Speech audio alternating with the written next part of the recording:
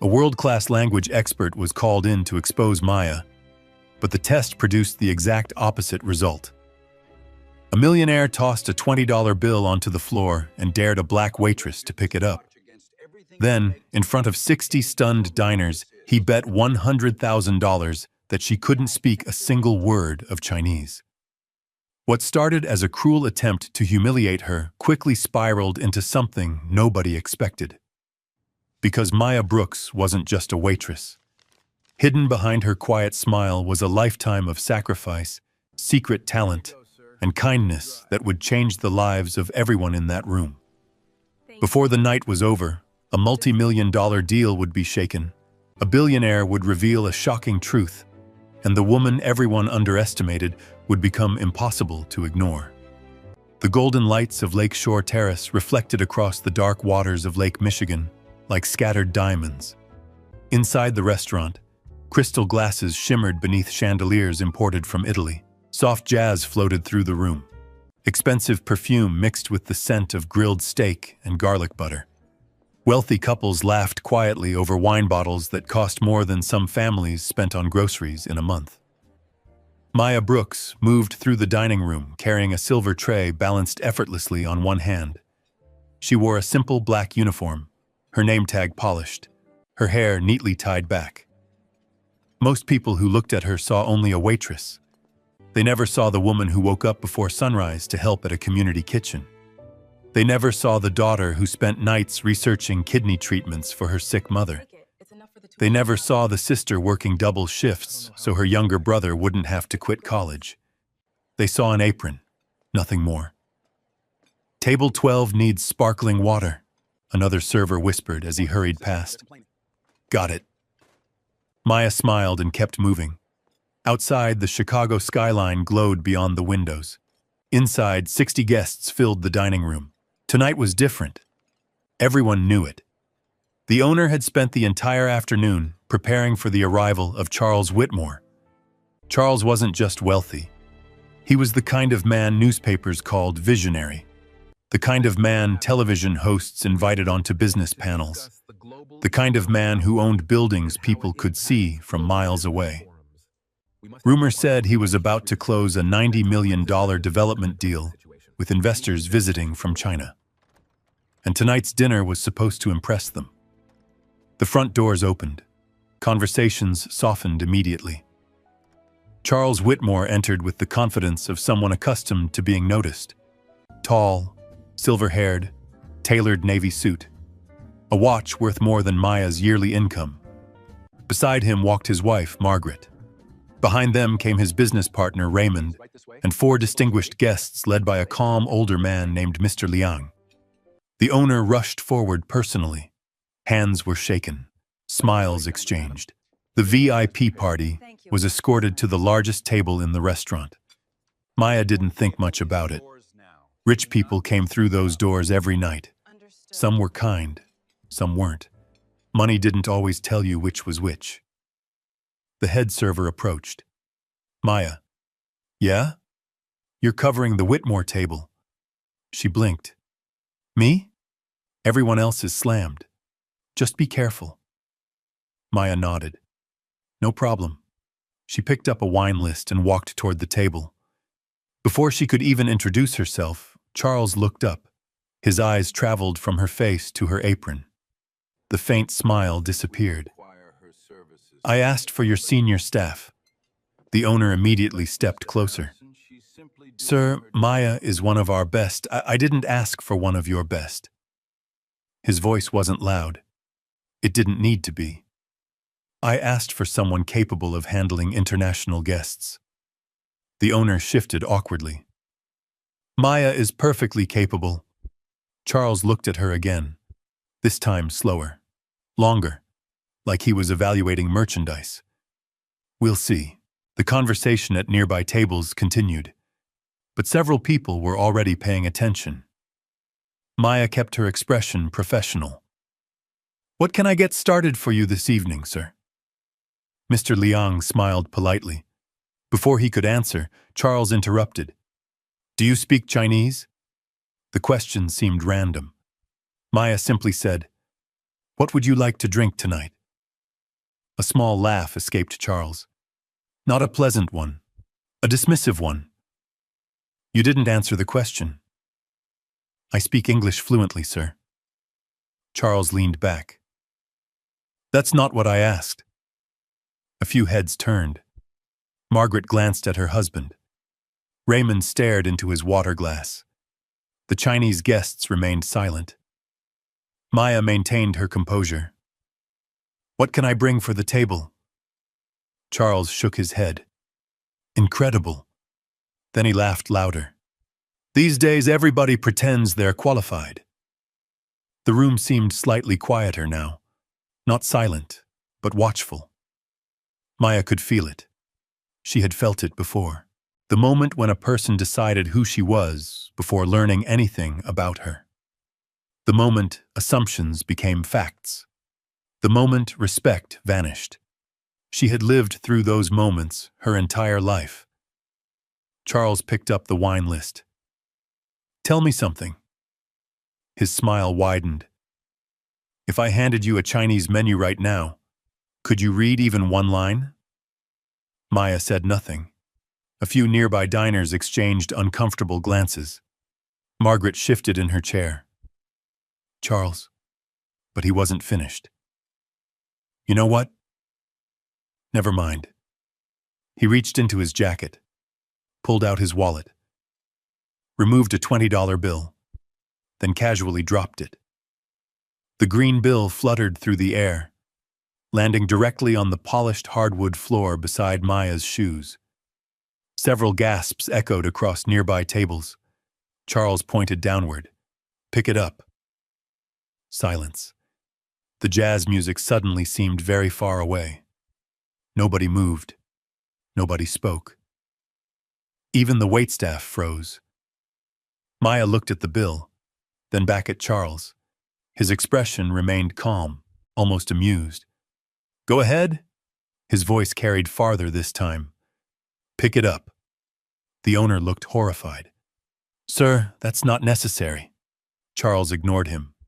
$20. He smiled. Probably more useful to her than it is to me. A couple near the window stopped eating. A businessman lowered his fork. Someone quietly set down a wine glass. The room had become an audience. Maya felt heat rise into her chest. Not embarrassment. Not exactly. Something older. Something deeper. A lifetime of being underestimated. A lifetime of people assuming they knew her story. Assuming they knew her worth. She remembered helping her mother calculate medication costs at the kitchen table. She remembered watching Caleb pretend not to worry about tuition bills. She remembered every job interview, every suspicious glance, every polite smile that disappeared after people heard her address. And now this man wanted her to bend down and prove him right. Charles looked around the room, then back at her. What's the matter? His grin widened. You don't want free money? Nobody breathed. Then Charles reached for his whiskey. And I guarantee one more thing. He raised his glass slightly. I'd bet $100,000 this young lady can't speak a single sentence of Chinese. The number hit the room like thunder. $100,000. Several diners openly turned toward the table now. Even the musicians had stopped playing. Charles took a sip, still smiling. Not one sentence. Maya stared at him. The $20 bill remained on the floor, waiting, like a test, like a trap, like everything he believed she was worth. The owner looked ready to faint. Margaret closed her eyes. Raymond rubbed his forehead. Across the table, Mr. Liang studied Maya carefully for the first time. The entire restaurant waited. Some expected her to walk away. Some expected her to cry. Some expected her to pick up the money and end the humiliation. Instead, Maya slowly lifted her chin. Her eyes locked onto Charles Whitmore, the billionaire, the man who believed money could define value, the man who thought he already knew exactly who she was. Then Maya spoke. Her voice was calm, steady, clear enough for every person in the restaurant to hear. "Say it louder, sir." For the first time that night, Charles Whitmore stopped smiling. And all across the dining room, 60 people leaned forward, because suddenly everyone wanted to know the same thing. Why wasn't she afraid? And what exactly did this waitress know that nobody else did? The question lingered in the air like the final note of a song that refused to fade. For a moment, nobody in Lakeshore Terrace moved. The chandeliers glowed overhead. Ice slowly melted inside crystal glasses. The $20 bill remained on the floor between Maya Brooks and Charles Whitmore. Charles stared at her. Not because she had insulted him. She hadn't. Not because she had challenged him. She hadn't done that either. What unsettled him was something far more unusual. She wasn't intimidated. People usually reacted to Charles Whitmore in predictable ways. They smiled too quickly, laughed too loudly, apologized before they had done anything wrong. Money had a way of teaching people to surrender before a battle even started. But Maya Brooks simply stood there, calm, still, watching him. The silence finally broke when the restaurant manager hurried forward. "Maya," his voice was tight. "Come with me for a moment." She knew what that meant. Damage control, protect the customer, protect the restaurant, protect everyone except the waitress. Without another word, Maya followed him toward the service hallway. As soon as the swinging kitchen doors closed behind them, the noise of the dining room became muffled. The manager ran both hands across his face. "What are you doing? I was serving a table. You know what I mean." Maya remained quiet. The kitchen staff pretended not to listen. Every single one of them listened anyway. "That's Charles Whitmore." "I know. He spends more money in one dinner than some people make in a month." Maya folded her arms. He threw money on the floor. The manager sighed heavily. "Maya." "No." Her voice stayed soft. "He threw money on the floor and told me to pick it up." The manager looked away, because he had seen it. Everyone had. And everyone knew she was right. Still, reality was reality. This job matters. It matters to me, too. Then don't lose it. For several seconds, neither spoke. Finally, the manager lowered his voice. "Just get through tonight." Maya nodded, but inside she felt something familiar. A feeling she'd carried for years. The feeling of being asked to accept less respect than everyone else. The feeling of being expected to smile while it happened. The feeling wasn't new. It had started long before Lakeshore Terrace. Long before Charles Whitmore. Long before she ever wore an apron. It started on the south side, 20 minutes away from the glittering lakefront. A completely different world. The neighborhood where Maya grew up didn't have luxury condos. It had brick apartment buildings with peeling paint, corner stores with flickering neon signs, bus stops crowded before sunrise, sirens in the distance, kids playing basketball beneath streetlights that buzzed all night. Maya loved that neighborhood, even when it was difficult, even when people called it dangerous, because it was home. It was where her mother Denise still lived, where Caleb came home during college breaks, where neighbors knew each other's names, where people borrowed sugar from next door and watched each other's children, where kindness survived despite everything. Maya thought about that neighborhood often while working among Chicago's wealthy elite, especially nights like this. Her phone vibrated inside her apron pocket. She glanced down. A text from Caleb. "How's work?" She smiled despite everything. Same circus, different clowns. 3 dots appeared almost immediately. "Love you, sis." "Love you too." The message disappeared, but the warmth stayed. Caleb never knew how much those small texts helped. Neither did Denise. Every Tuesday and Thursday, before reporting to Lakeshore Terrace, Maya spent 4 hours helping at a community kitchen near 47th Street. Nobody paid her. Nobody asked her to do it. She simply showed up. Sometimes she chopped vegetables. Sometimes she handed out meals. Sometimes she sat beside elderly residents who only needed someone willing to listen. Her friends often told her she gave too much of herself away. Maybe she did. But Maya remembered what it felt like when strangers had helped her family during hard times, when Denise got sick, when medical bills started arriving, when fear became part of everyday life. Kindness had carried them through. So Maya kept giving it away whenever she could, even when she didn't have much left. Especially then. Back in the dining room, Charles Whitmore sat surrounded by expensive suits and polished smiles. But his attention wasn't on the investment deal anymore. It wasn't on Mr. Liang, or the waterfront project, or the $90 million. It was on the waitress who had looked him directly in the eye. Margaret noticed first. "You're still thinking about her." Charles took a sip of whiskey. "I'm thinking about attitude." She wasn't disrespectful.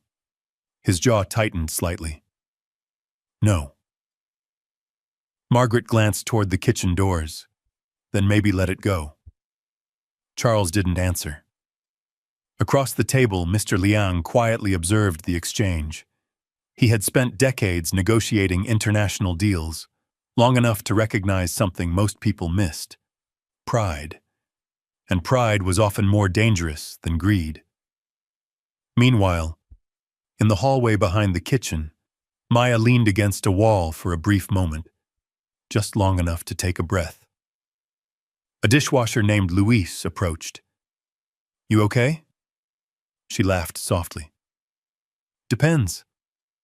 "On what? Whether I still have a job tomorrow." Luis shook his head. "You should have seen his face." Maya smiled despite herself. "What face?" "The one he made when you told him to say it louder." For the first time all evening, she laughed. A real laugh. Short, unexpected, human. Then it faded, because beneath the humor was a question she couldn't ignore. How had her life led to this moment? How had a girl from Southside Chicago ended up standing in front of one of the richest men in Illinois? The answer stretched back years, back to long afternoons after school, back to hospital waiting rooms, back to sacrifices nobody ever noticed, back to dreams she had quietly placed on hold, dreams of becoming a medical interpreter, dreams of helping families navigate hospitals without fear, dreams that kept getting postponed because reality kept demanding something else: rent, medicine, bills, responsibility. The kitchen doors swung open again. The manager returned. His expression looked exhausted. "They need service." Maya nodded. "Okay. Are you sure?" She straightened her apron, smoothed the front of her uniform, lifted her chin, the same way she always did. "I've got a table to serve." As she walked toward the dining room, nobody noticed something else. Outside the restaurant, parked across the street beneath the glow of a street lamp, sat a black sedan. Inside was an older white man wearing a worn coat. Henry Lawson. He hadn't left. He watched the restaurant through the rain-speckled window, and for the second time that evening, he found himself thinking about Maya Brooks. Not because of the argument, not because of the bet, but because she had shown him something increasingly rare. Dignity, the kind that couldn't be bought, the kind that appeared only when everything else was stripped away. Henry looked toward the restaurant entrance. A thoughtful expression crossed his face. Then he quietly said something to himself. Interesting. Back inside, Maya pushed through the doors and stepped once again into the spotlight she never asked for. The entire restaurant seemed to notice. The investors noticed. The diners noticed. Charles Whitmore noticed. And this time, Maya wasn't the only one watching. Because somewhere in that room, the future had already started changing direction. Nobody knew it yet. Not Charles. Not the guests. Not even Maya herself. But before this night ended, the reason she wasn't afraid would finally be revealed. And when it was, everything would change. The dining room seemed brighter than before, not because the lights had changed, because attention had. Every eye that had been casually drifting between wine glasses and dinner plates was now anchored to a single table near the center of the room. Charles Whitmore's table. And Maya Brooks was walking straight toward it. The polished hardwood floor reflected the glow of hanging chandeliers. Soft jazz had returned, but it sounded distant now, like music coming from another room. People weren't listening to the band. They were listening for what would happen next. Maya picked up a water pitcher from the service station and continued her work as if nothing unusual had happened. As if a millionaire hadn't just challenged her in front of 60 people. As if a $100,000 bet wasn't hanging in the air. As if a $20 bill wasn't still lying on the floor beside Charles's chair. That calm unsettled Charles more than anything else. He watched her approach. Margaret noticed. She's not rattled. Charles took a slow sip of whiskey. Everybody gets rattled. Not everyone. He ignored her. Across the table, Mr. Liang quietly observed the exchange. Years of international business had taught him something important. Character revealed itself under pressure. Not during success. Not during comfort. Under pressure. And tonight, pressure was squeezing everyone. Maya stopped beside the table. Would anyone like more water? Her voice was steady. Professional. The older Chinese woman sitting beside Mr. Liang smiled politely. Thank you. Maya refilled her glass. Nothing more. No attitude. No sarcasm. No attempt to embarrass anyone. The woman seemed surprised. So did Mr. Liang. So did Raymond. Because kindness after humiliation was something most people didn't expect. Especially from someone who had every reason to be angry. As Maya moved around the table, a memory flashed through her mind. Rain. Cold rain. Only 3 hours earlier, the beginning of the night, before the argument, before the bet, before Charles Whitmore walked through the front doors. Back then, the evening had seemed ordinary. The sky above Chicago had been gray and heavy. Wind rolled off Lake Michigan in sharp gusts that rattled street signs and pushed rain sideways through downtown. Maya had arrived early for her shift. The bus had dropped her 2 blocks away. She had pulled her coat tighter and hurried through the weather. Then she saw him, an older white man sitting alone at a bus stop. No umbrella, no gloves, no hat. His coat looked worn and soaked through. Water dripped from the brim of an old baseball cap. Most people walked past him. Some glanced briefly. Nobody stopped. The man was staring at the street with tired eyes. His hands trembled. Maya slowed. Something about him felt wrong. Not dangerous. Just lonely. Very lonely. She checked the time. Her shift started in 15 minutes. She could keep walking. Most people would. Instead, she crossed the sidewalk. Sir? The man looked up. His eyes were clear but exhausted. You okay?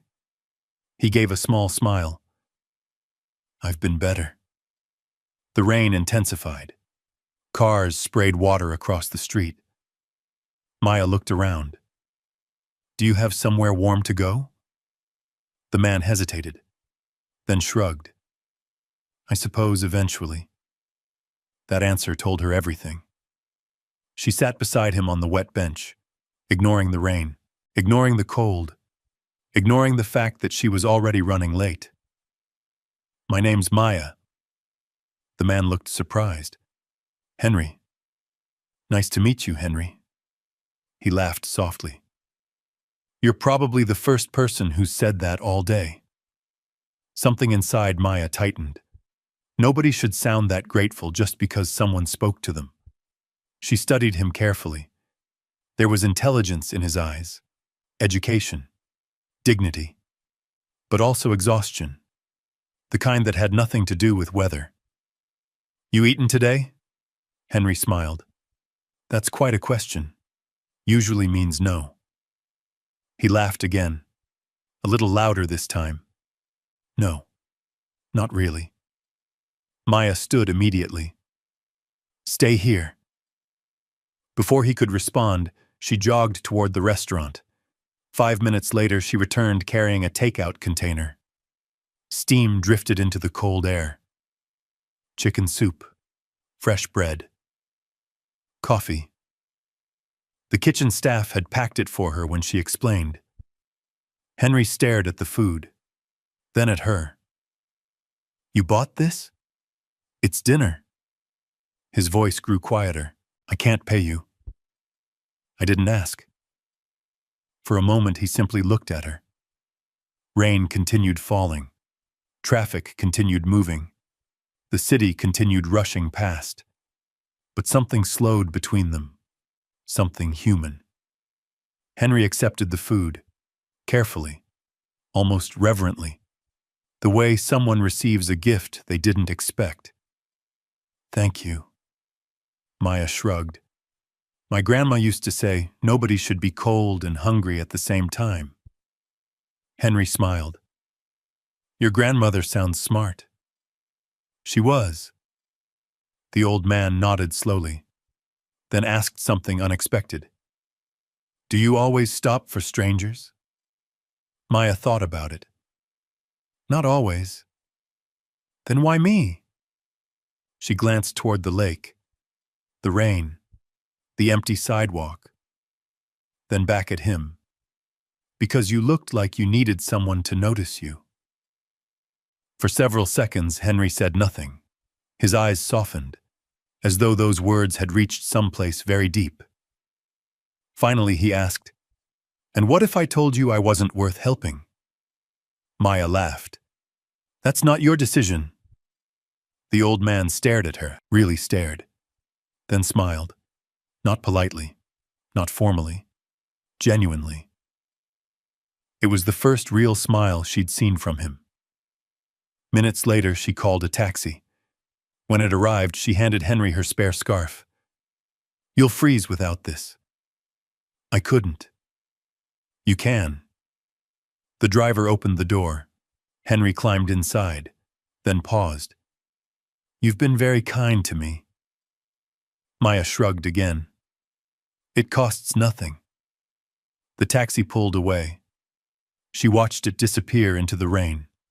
Then she hurried toward work, thinking she'd probably never see him again. Now, hours later, standing inside one of Chicago's most expensive restaurants, she had no idea that Henry Lawson was still thinking about that moment. Across the street, inside the black sedan. The old man watched through the rain-covered window. His driver sat quietly. Neither spoke for a long time. Finally, the driver glanced in the rearview mirror. "Should I take you home, Mr. Lawson?" Henry didn't answer immediately. His eyes remained fixed on the restaurant. On Maya, on the young woman moving through the dining room, carrying trays and water pitchers. The same woman who had offered kindness without knowing who he was, without expecting anything, without asking for anything. Most people treated him differently once they learned his name, his money, his influence. Maya never had that chance, and somehow that made her kindness worth more. Far more. "No." Henry finally answered. "We'll stay." The driver looked confused. "For how long?" Henry's eyes remained on the restaurant. A faint smile appeared. "I have a feeling this is about to become a very interesting evening." Back inside, Maya finished refilling glasses. As she stepped away from the table, she heard Mr. Liang quietly speaking Mandarin to his wife. Most people in the room didn't notice. Most people couldn't understand. Maya did. Every word. She didn't react. Not outwardly. But she listened. And what she heard made her slow down. Just slightly. Because Mr. Liang wasn't talking about the deal. He wasn't talking about Chicago. He wasn't talking about business. He was talking about Charles Whitmore. And the observation he made would change everything. Maya continued walking. The tray felt suddenly lighter in her hands. The room suddenly quieter. The moment suddenly closer. And for the first time all night, she realized something important. Charles Whitmore thought he understood exactly who she was. But in a matter of minutes, he was about to discover how wrong he had been. Very wrong. Maya continued walking across the dining room with the empty tray balanced against her hip. The rain tapped softly against the floor-to-ceiling windows overlooking Lake Michigan. Outside, Chicago shimmered beneath a blanket of wet pavement and reflected city lights. Inside, the warmth of Lakeshore Terrace wrapped around its guests like a luxury they barely noticed anymore. Maya heard every word Mr. Liang had spoken. She heard them clearly. But she gave no sign. Years of customer service had taught her something valuable. Sometimes silence was stronger than a reaction, especially when people underestimated you. At the table, Mr. Liang folded his hands calmly. His wife sat beside him, elegant and observant. Raymond stared at the wine list without really seeing it. Margaret looked increasingly uncomfortable. Charles Whitmore looked pleased with himself. The difference between them was simple. Only one person at the table believed the night was still under his control. Charles. The restaurant owner, Daniel Mercer, approached cautiously. "Mr. Whitmore, may I offer another bottle from our reserve collection?" Charles waved him off. "In a minute." His eyes followed Maya. Daniel noticed. He also noticed the $20 bill still lying beside the table. The sight made his stomach tighten. Lakeshore Terrace had spent 20 years building a reputation for elegance. Tonight, it felt like the room had become an arena, a place where people were waiting for someone to win and someone else to lose. Daniel hated that feeling, but there was nothing he could do now. The moment had already started, and moments like this had a way of creating their own momentum. Across the room, whispers floated from table to table. Did he really bet $100,000? I heard it. Who does that? She's going to walk out. No, she isn't. How do you know? Look at her. The woman speaking nodded toward Maya. The waitress wasn't shaking. She wasn't crying. She wasn't angry. She was simply doing her job. And somehow that made the entire situation stranger. Most people would have broken. Maya hadn't. Charles leaned toward Raymond. Watch this. Raymond sighed. Charles, what? Let it go, Charles smirked. Why? Because you're turning a dinner meeting into a circus. A flicker of irritation crossed Charles's face. I am trying to determine whether the people serving my investors are qualified. No. Raymond took a sip of water. You're trying to win. The words landed harder than expected. For a second, Charles said nothing. Then he looked away. Because Raymond wasn't entirely wrong. Winning mattered to Charles. It always had. The need had started long before the money. Long before the skyscrapers. Long before magazine covers and television interviews. Back when nobody respected him. Back when he was the kid wearing cheap shoes. Back when people laughed at his father's used car dealership. Back when success felt like the only escape. Somewhere along the way, winning had become more important than understanding people. And tonight, he couldn't stop himself. Not when an employee had challenged him in front of investors. Not when 60 people were watching. not when a waitress refused to be intimidated. Across the dining room, Maya stopped beside another table. An elderly couple was celebrating their anniversary. She smiled warmly. "Can I get you anything else tonight?" The husband smiled. "Just the check." His wife touched Maya's arm. "You handled yourself beautifully." Maya blinked. The woman nodded toward Charles's table. "You don't owe anyone proof of your worth." For a brief second, emotion touched Maya's face. Not because of the compliment, because it had been a long time since a stranger said something kind for no reason. "Thank you," she said softly. The woman squeezed her hand. Then Maya moved on. Charles saw the interaction. Something about it irritated him further. People were taking her side. The realization made him uncomfortable. At the center table, Mr. Liang quietly spoke to his wife again in Mandarin. This time, the conversation lasted longer. Still calm, still private, still unnoticed by everyone except Maya. She passed nearby carrying a tray of drinks. The words drifted toward her effortlessly. Mr. Liang said, "A man who humiliates employees in public usually treats partners the same way in private." His wife nodded. "And a person who remains respectful under pressure often reveals more character than the person creating the pressure." Maya continued walking. No reaction, no expression. But inside, something shifted. Not confidence. Not yet. Validation. The kind that comes when someone sees what others refuse to see. Meanwhile, outside in the black sedan, Henry Lawson watched through the rain. He had spent decades evaluating people, employees, executives, investors, competitors. Most of the time, talent announced itself loudly. But character was different.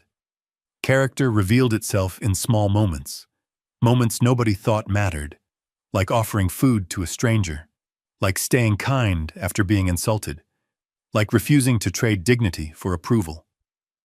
Henry had built an empire worth hundreds of millions of dollars. Yet sitting there, watching Maya move through the restaurant, he found himself more interested in her than in the real estate mogul entertaining investors. His driver glanced back. "You seem impressed." Henry smiled. "I am." "Because she speaks Chinese?" Henry chuckled. "I don't even know if she speaks Chinese." "Then what?" Henry looked through the rain-covered glass. "Because she knows who she is." Back inside, the first course arrived. Steaks, sea bass, duck, truffle potatoes. Maya and the other servers moved carefully through the dining room. For a while, normal restaurant life tried to resume. Forks clinked. Wine poured. Conversations restarted. But the tension remained, like a storm cloud, waiting for the right moment. Eventually, Charles set down his fork. His patience had run out. He looked directly at Maya. "Excuse me." The room quieted instantly. Maya stopped. "Yes, sir?" Charles leaned back in his chair. A slow smile appeared. The same smile that had started all of this. "I've been thinking." Nobody spoke. Nobody moved. Charles tapped a finger against his whiskey glass. "Maybe I was too generous." The silence deepened. "What do you mean?" Maya asked.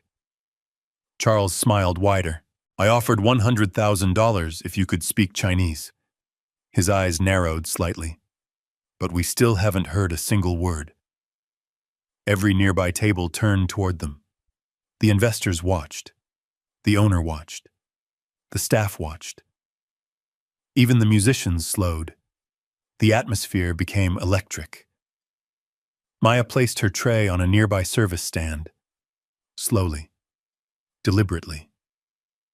Then she turned. Not toward Charles. Toward Mr. Liang. The older investor raised an eyebrow. Maya's expression remained calm, respectful, composed. And for the first time that night, the entire restaurant sensed that the moment Charles had been waiting for was finally arriving. What nobody realized was that the next few seconds wouldn't simply change the dinner.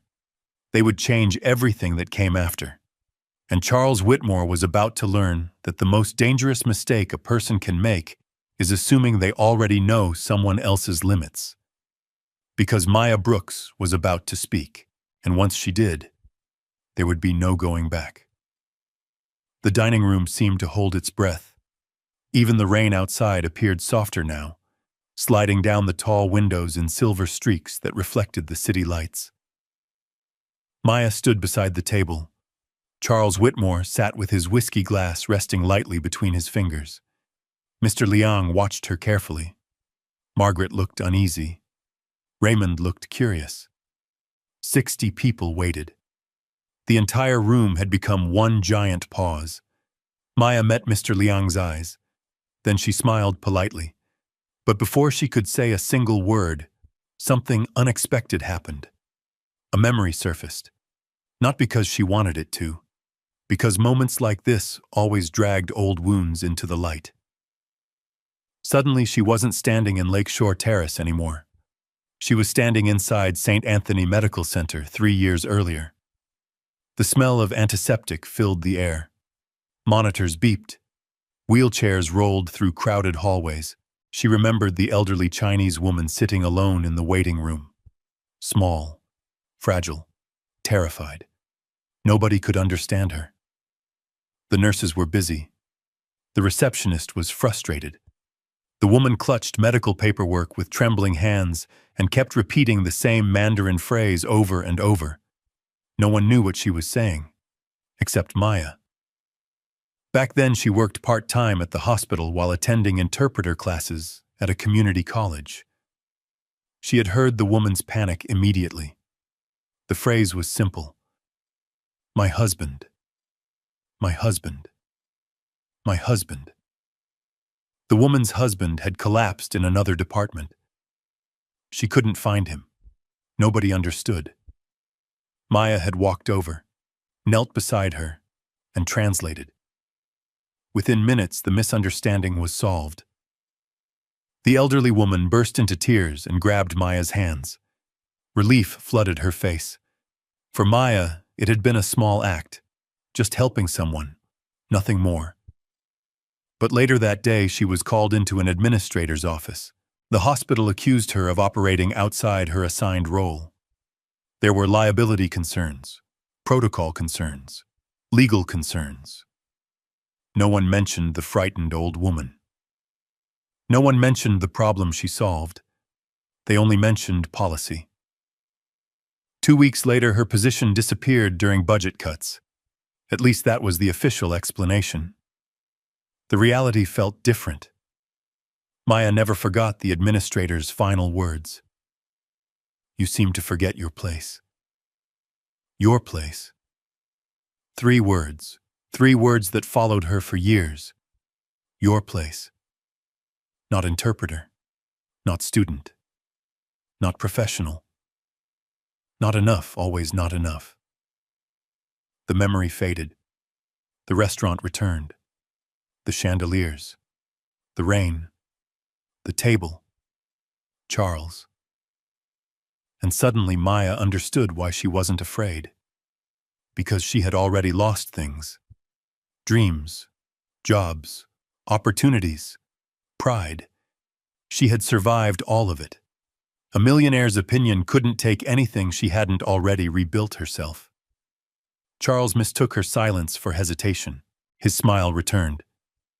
That's what I thought. A few people shifted uncomfortably. Maya slowly turned toward him. That's interesting. His eyebrow lifted. What is? You think silence means someone has nothing to say? The room became still again. Charles leaned back. And what exactly do you have to say? For a moment, Maya looked down. Not at Charles. At the $20 bill still resting on the floor. The same bill that had become a symbol of the entire evening. Then she looked up.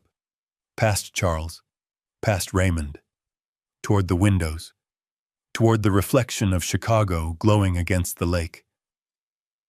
She thought about her mother, Denise sitting at the kitchen table sorting medication bottles, trying to hide the worry in her eyes. She thought about Caleb pretending not to notice overdue tuition notices.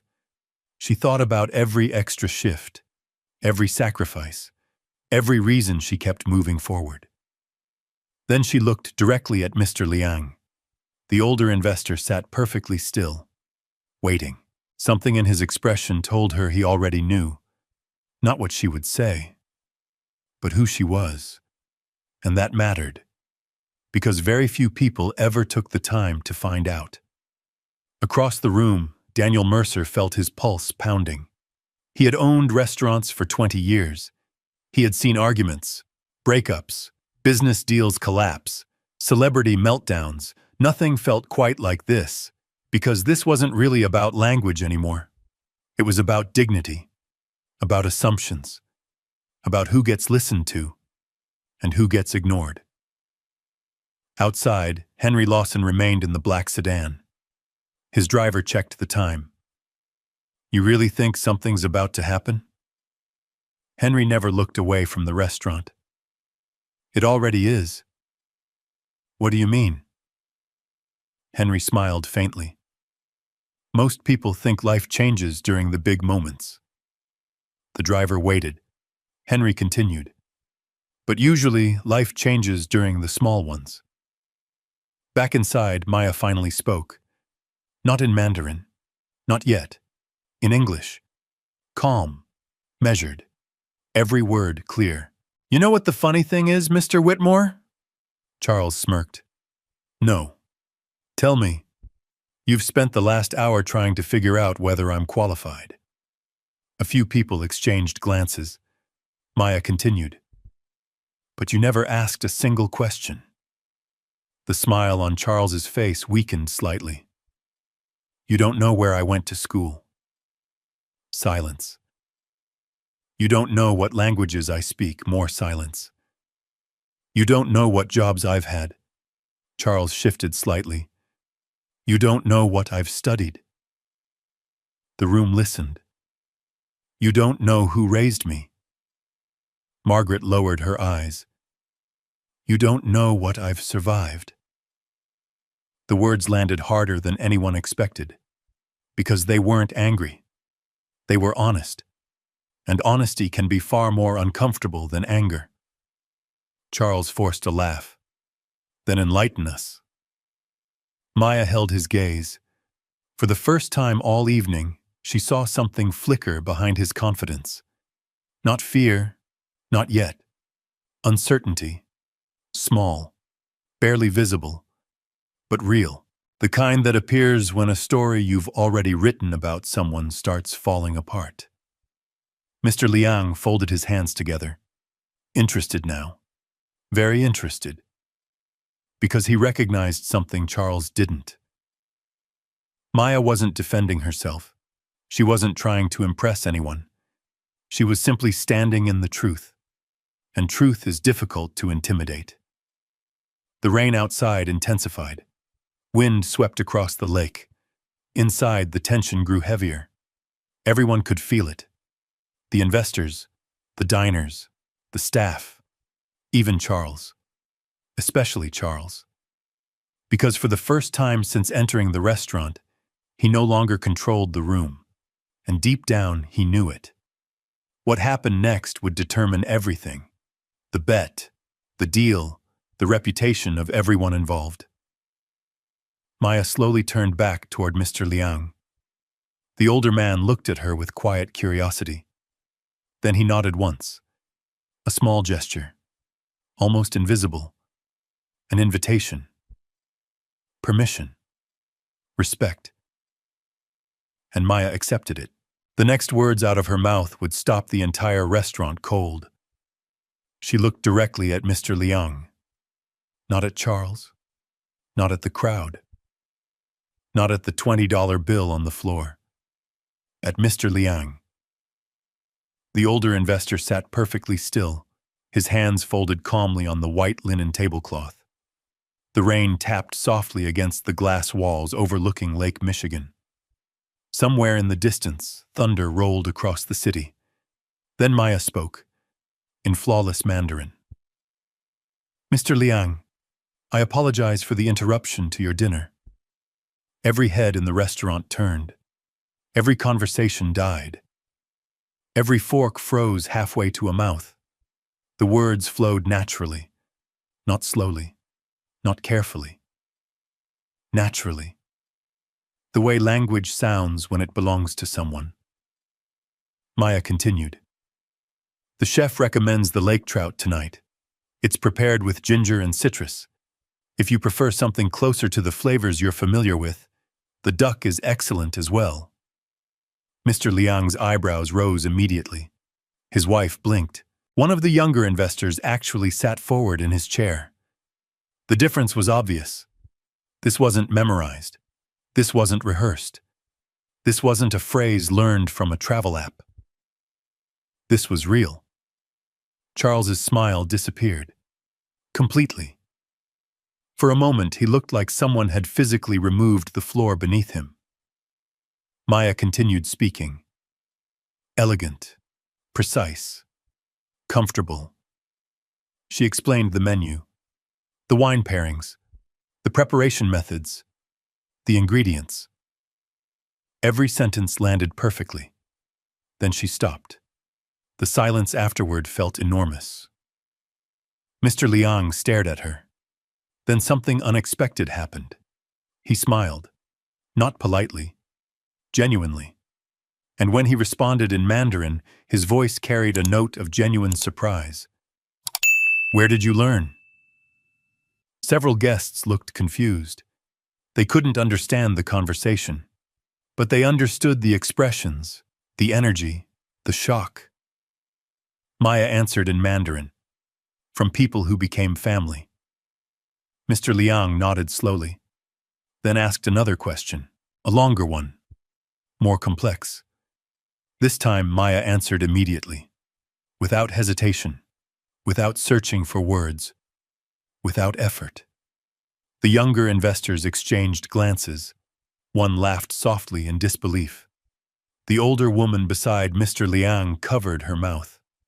Charles looked from face to face, and for the first time all night, he realized he no longer understood what was happening.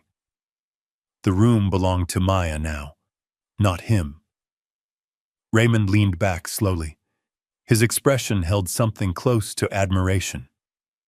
Margaret looked at Maya with open astonishment. Daniel Mercer nearly forgot to breathe. Across the dining room, several servers stood frozen near the kitchen entrance. Luis whispered, "No way." Another server nodded. "Way." Meanwhile, outside the restaurant, Henry Lawson smiled. He couldn't hear a word through the glass, but he didn't need to. The reactions told him everything. The driver glanced over. "You knew? No."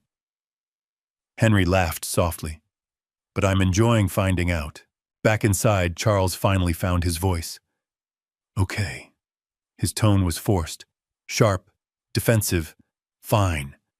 The room turned toward him. He forced a smile. "So she speaks some Mandarin." Nobody agreed. Nobody disagreed. The silence itself became a judgment. Charles pressed forward. "That doesn't mean much." Mr. Liang slowly turned toward him. The look he gave Charles wasn't hostile. It was worse. Disappointed. A man who had expected better. Charles felt it immediately, and hated it. Maya remained calm. She wasn't smiling. She wasn't celebrating. She wasn't trying to embarrass anyone. That somehow made everything harder for Charles, because she wasn't acting like a winner. She was simply existing, and winning anyway. Charles pointed toward her. Speaking a few sentences doesn't make someone an expert. Maya finally looked at him. "You're right." Charles blinked. The answer wasn't what he expected. Maya continued. Speaking a language doesn't make someone an expert. For a brief moment, relief crossed his face. Then she added, listening does. The room became silent again.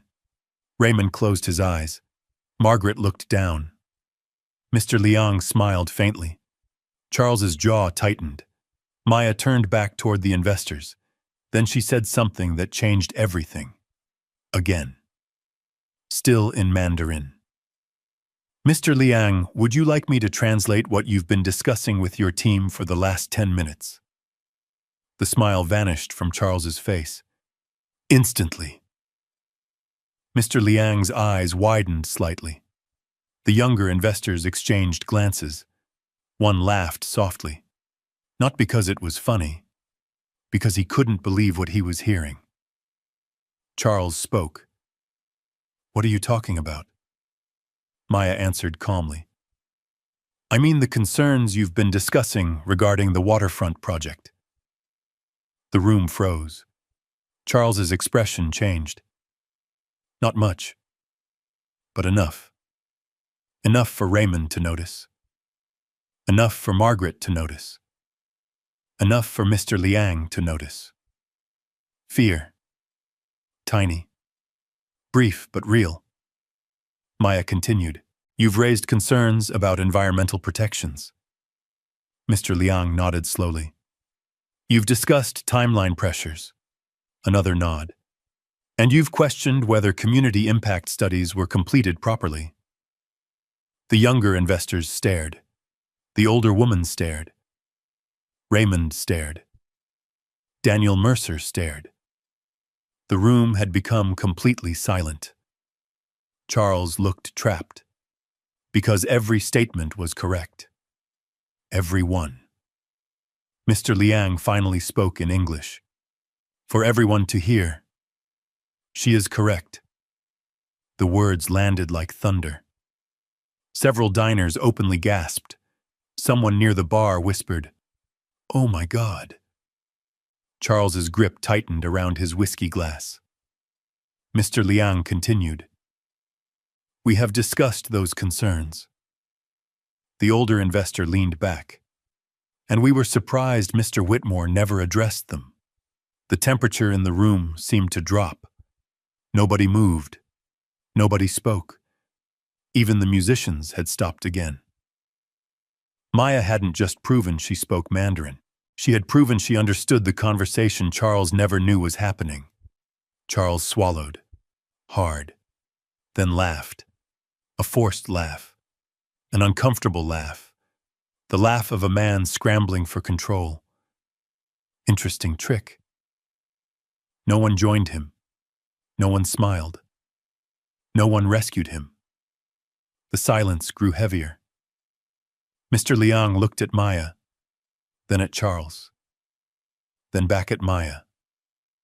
For the first time all evening, his attention rested completely on her, not on the developer, not on the deal, on the waitress, because something had become obvious. The most valuable person at the table wasn't sitting in a tailored suit. She was standing beside it wearing a black apron. Charles saw that realization happen, and it terrified him, because money had always solved problems. Status had always created advantages. Power had always restored order. But none of those things seemed to be working tonight. And the worst part? The night wasn't even halfway over. Across the street, Henry Lawson watched through the rain-streaked window. His smile faded into something more thoughtful. Because what he was witnessing wasn't merely intelligence. It wasn't merely talent. It was character meeting opportunity. And sometimes that combination changed lives. Back inside, Charles slowly set down his glass. The muscles in his jaw flexed. His pride was wounded. His reputation was slipping. The room was no longer under his control, and men like Charles rarely accepted defeat quietly. Very rarely. He looked at Maya, then toward the investors, then back at Maya.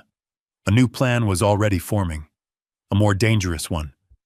Because if speaking Mandarin wasn't enough to expose her, he would find something that could.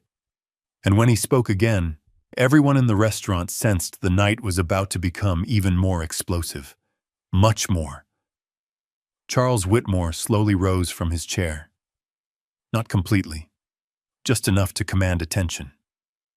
The room fell silent again. The investors watched him. The diners watched him.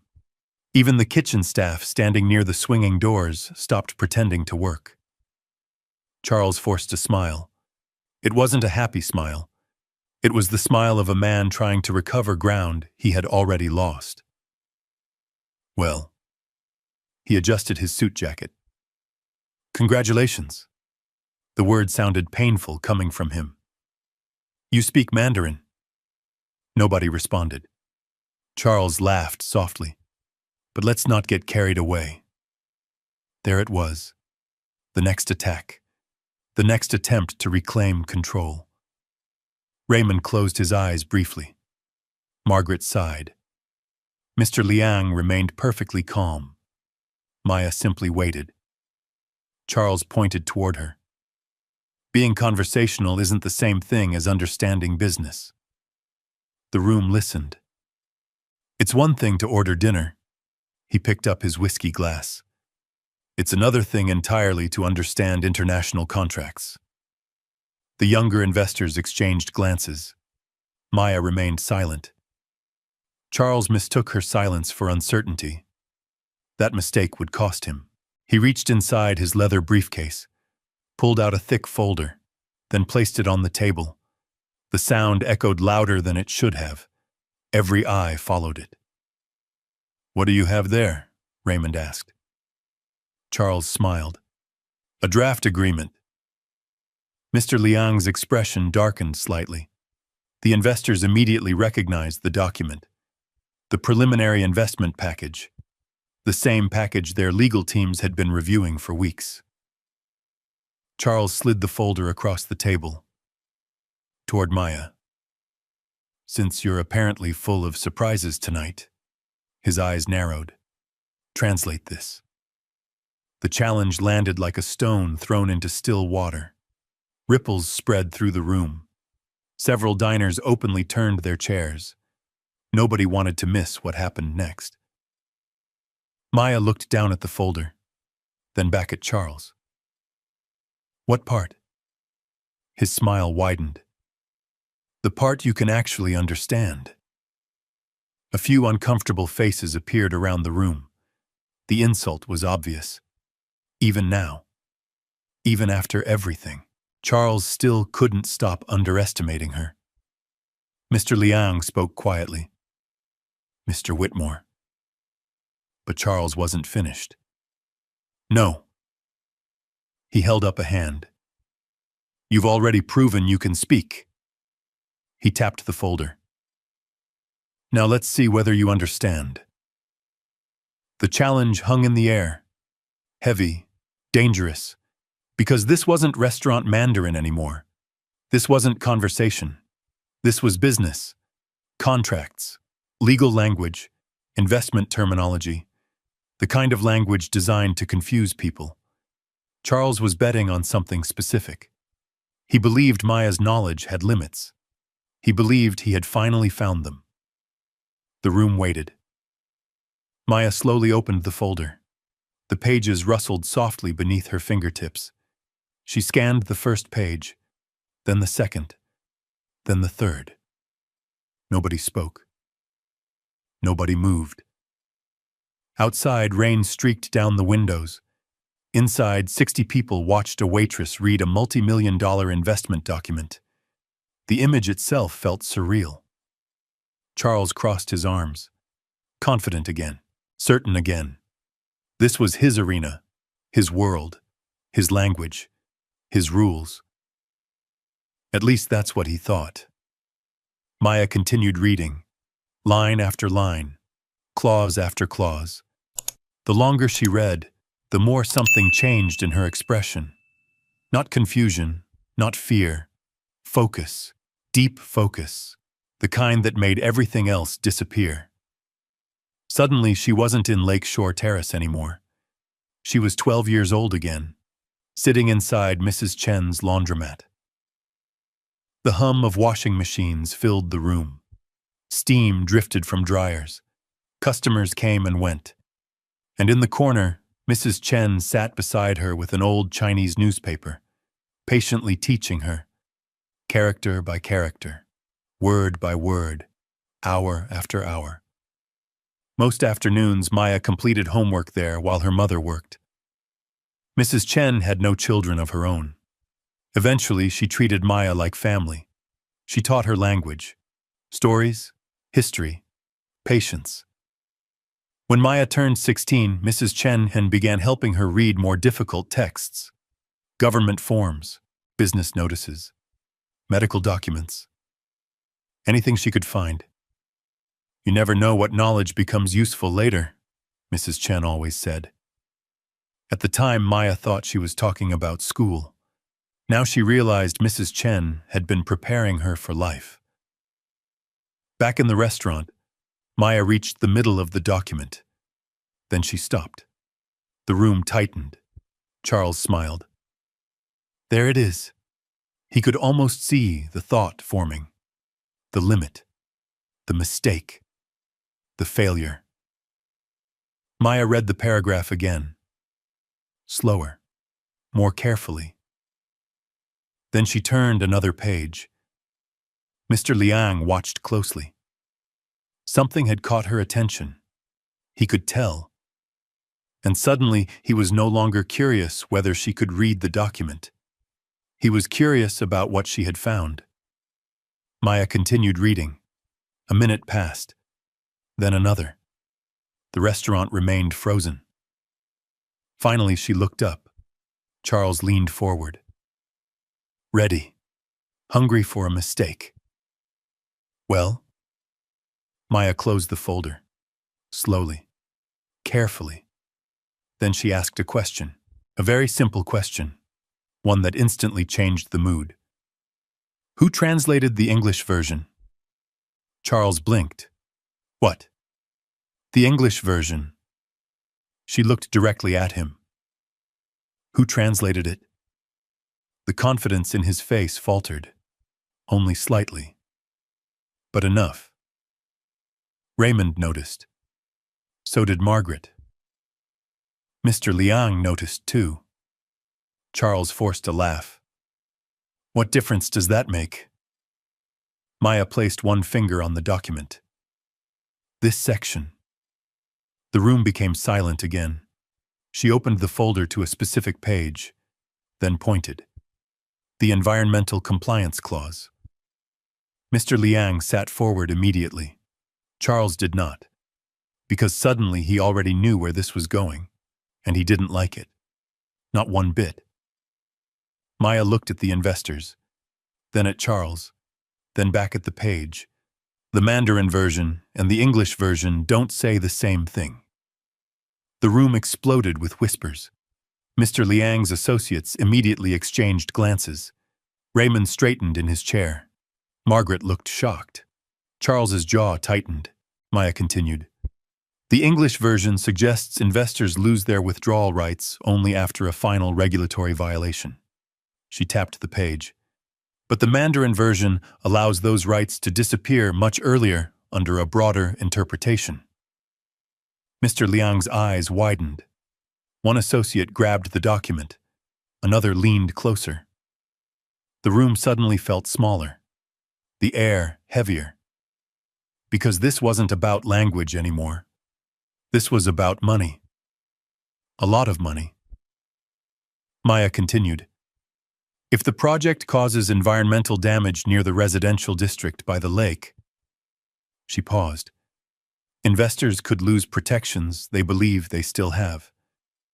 Nobody breathed. Mr. Liang slowly took the folder, read the section himself, then looked toward Charles. The disappointment on his face was unmistakable. Charles swallowed. Hard. For the first time all evening, he had no immediate response. No clever comeback. No insult. No joke. Nothing. Because the waitress he had mocked wasn't simply speaking Mandarin. She had just identified a problem inside a $90 million deal.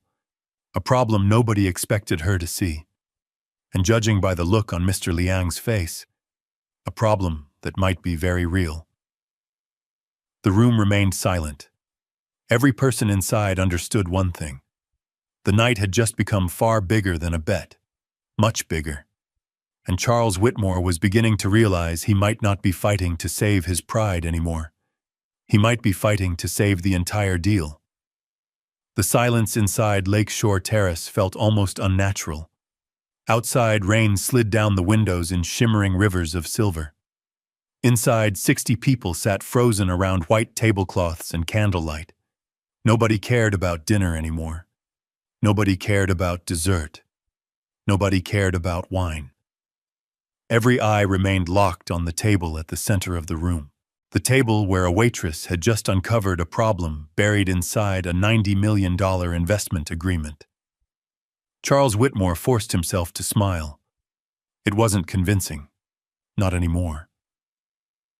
The confidence that had filled the room when he arrived was beginning to crack, just enough for everyone to see. That's a legal interpretation. His voice sounded tighter than before. Maya remained calm. It is. So you don't actually know whether it's a problem. Raymond slowly turned toward him. The statement sounded weak. Even Charles seemed to hear it. Maya glanced at the document again. Then she looked at Mr. Liang. May I? The older investor nodded immediately. She opened the agreement to the same page. The paper rustled softly. Every sound in the room seemed amplified now. The turning pages, the rain, the faint hum of air conditioning, even breathing. Maya pointed toward a paragraph. This section references environmental compliance thresholds. One of Mr. Liang's associates stood and moved closer. The younger man adjusted his glasses, read the paragraph, then looked up sharply. Mr. Liang took the document himself. His eyes moved across the page, slowly, carefully. Then he flipped to the English version, compared them. Once, twice, a third time. The older investor's expression darkened. Raymond noticed immediately. Margaret noticed too. Charles pretended not to, but everyone could see the tension gathering around him. Finally, Mr. Liang spoke. Not to Maya. To Charles. Why wasn't this brought to our attention? The question landed heavily. Charles leaned back. There are multiple drafts. That's not what I asked. Mr. Liang's voice remained polite, which somehow made it worse. I asked why the language differs. Nobody spoke. The restaurant had become silent enough to hear ice settling inside glasses. Charles cleared his throat. Our legal team reviewed everything. One of the Chinese investors shook his head. We specifically asked about this clause last week. Raymond's eyes moved toward Charles, slowly, almost reluctantly, because now he remembered the meeting, the emails, the discussion, the warnings. The concern had been raised. Charles had dismissed it. The realization appeared on Raymond's face, and Maya saw it. So did Mr. Liang. Charles suddenly felt cornered, a feeling he despised. His entire career had been built on control. Control of meetings, control of negotiations, control of perception. Now that control was slipping away. And it was slipping away because of a woman he had dismissed as unqualified less than an hour ago. The irony burned. Maya closed the folder gently. She wasn't trying to embarrass him. That was the strange part. Every person in the room could feel it. She wasn't attacking. She wasn't celebrating. She wasn't performing. She was simply telling the truth. And truth was proving devastating enough. Mr. Liang folded his hands. I appreciate your honesty, Miss Brooks, Maya nodded. Thank you. The older investor continued. Most people would have stayed silent. She smiled faintly. I've never been very good at staying silent when something matters. A few people laughed softly. Not because it was funny, because it was true. Across the room, several diners exchanged glances. The story was spreading from table to table. Phones remained tucked away. Nobody wanted to record. They wanted to witness. There was a difference, so some moments belong on screens, others belong in memory. This felt like one of those moments. Near the kitchen entrance, Luis whispered to another server, "Can you believe this?" The other server shook his head. "Honestly, what? I don't think we're even watching the main event anymore." Luis frowned. "What do you mean?" The server nodded toward Maya. "I think we're watching someone's life change." Meanwhile, outside the restaurant, Henry Lawson remained inside the black sedan. His driver had long since stopped asking questions. Both men watched through the rain. The glow from the restaurant reflected across the wet street. Henry leaned back thoughtfully. He remembered another evening decades earlier. Another room. Another deal. Another young employee nobody respected. Back then, Henry himself had been the overlooked person. The son of a mechanic. The kid nobody expected much from. The man who sat at the wrong table wearing the wrong suit. He remembered the feeling perfectly. The loneliness. The dismissal. The assumptions. And he remembered something else. One person. One person who had believed in him before anyone else did. Sometimes a single moment changed everything. Maybe tonight was becoming one of those moments. Back inside, Charles finally stood. This time completely. His chair scraped against the floor. Several people jumped. The sound shattered the quiet.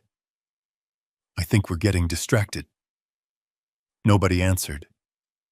Charles looked around the room, trying to recover authority, trying to reclaim territory, trying to become the most important person at the table again.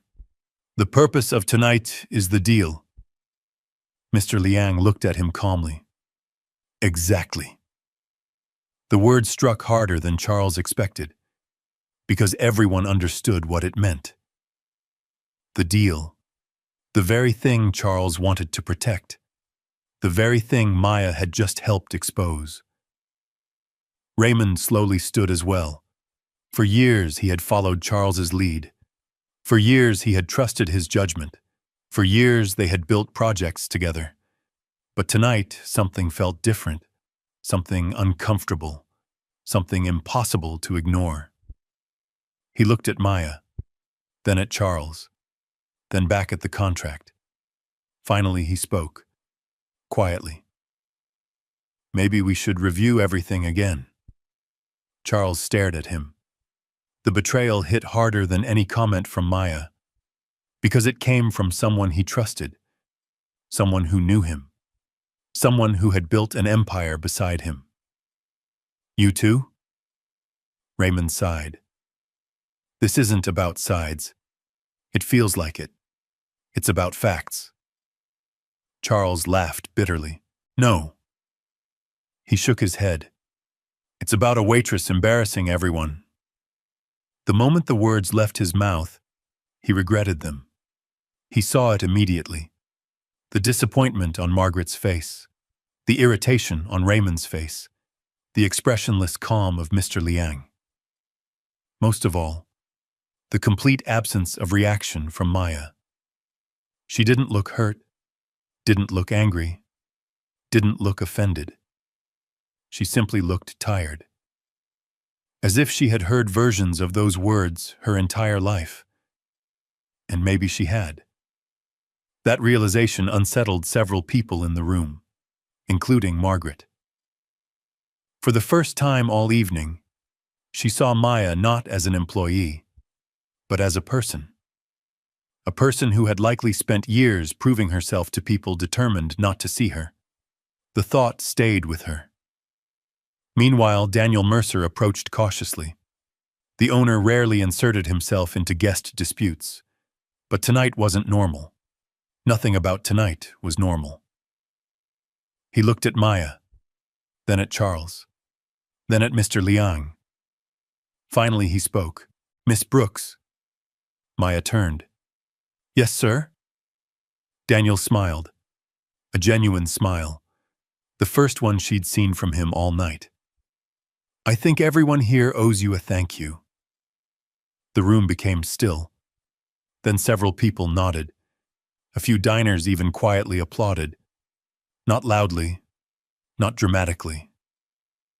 Just enough. Enough to acknowledge what everyone knew. Without Maya, nobody would have caught the problem. Without Maya, the deal might have moved forward unchanged. Without Maya, the truth might have remained hidden. Charles heard the applause, tiny though it was, and something inside him snapped. Not publicly, not visibly, internally, because he could feel the room moving away from him and toward her. That was the thing he could never tolerate. Being overlooked, being replaced, being outshined, especially by someone he had already judged, especially by someone he had already dismissed. His eyes settled on Maya. Cold now, calculating. A new strategy was forming. One final attempt, one last chance to prove she didn't belong at the table. And when he finally spoke again, his voice was calm. Too calm. The kind of calm that usually arrives right before a storm. Because Charles Whitmore had decided on something dangerous.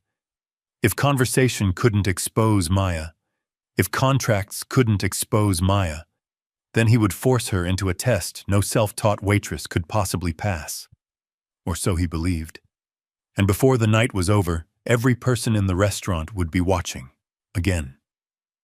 The tension inside Lakeshore Terrace felt almost visible, like static electricity before a lightning strike. Nobody had resumed their meals. Steaks cooled on plates. Wine sat untouched. Candles flickered softly across white tablecloths. Outside, Chicago glowed beneath rain-soaked streets. Inside, the evening had transformed into something none of the guests would ever forget. Charles Whitmore stood beside his chair. His expression had settled into something colder, more controlled, more dangerous. The anger was no longer visible, and that made it worse, because Charles had stopped reacting. Now he was calculating. Maya recognized the look immediately. She had seen it before, not from millionaires, from people determined to prove they were right at any cost. Charles slowly adjusted his cufflinks, then looked toward Daniel Mercer, the restaurant owner. "I think this has gone far enough." Daniel frowned. "What do you mean?" Charles pointed toward Maya. "I mean your employee has disrupted a business dinner." The room reacted immediately. Not with words, with expressions, because everyone knew that wasn't true. Maya hadn't disrupted anything. She had answered questions, nothing more. Mr. Liang folded his hands calmly. His silence alone carried enough meaning. Charles continued. "I'd like her removed from the table." Several diners exchanged stunned looks. Margaret lowered her eyes. Raymond shook his head slowly. Daniel didn't answer immediately. 20 years of running restaurants had taught him something important. Sometimes the customer wasn't right. Sometimes leadership meant saying no. He looked at Maya, then at Charles, then at the investors. Finally he spoke. "I'm not removing her." The words landed like a hammer. Charles blinked. "What?" Daniel didn't flinch. "I'm not removing her." The silence deepened. Charles stared at him, as if he couldn't quite believe what he had heard. "You understand how much business I bring to this place?" Daniel nodded. "I do. And you're willing to risk that?" Daniel glanced toward Maya, then back to Charles.